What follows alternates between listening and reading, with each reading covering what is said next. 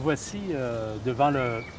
Excusez-moi, c'est un peu émotionnel. C'est le mémorial aux victimes de la fameuse pandémie de VIH-Sida. Alors, c'est un monument assez exceptionnel qu'on a ici derrière le centre communautaire Frank 19. Et c'est une série de plaques dans lesquelles on retrouve les noms de ceux qui sont décédés. Et je passais devant et je voyais des francophones d'ailleurs, qui ont mon âge, qui sont décédés. Et puis plus j'avançais, plus je voyais des plus jeunes qui sont décédés aussi. Et ça continue jusqu'à aujourd'hui. Il y a encore des décès à cause du VIH-Sida. Mais ce qui est frappant aussi, c'est le nombre. Le nombre, dans les débuts, les premières colonnes, une année, par exemple 1984, il peut y avoir plusieurs colonnes, c'est juste des noms de la même année. Et plus on avance, une plaque seulement, c'est juste une année. C'est différent. Il y a moins de personnes qui en meurent maintenant. Cependant, le HIV-Sida existe toujours. C'est toujours un problème.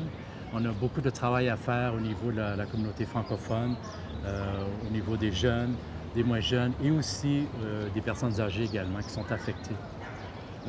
Et j'en profite pour dire aussi que Franco-Queer est aussi partenaire avec une organisation qui s'appelle Action Positive.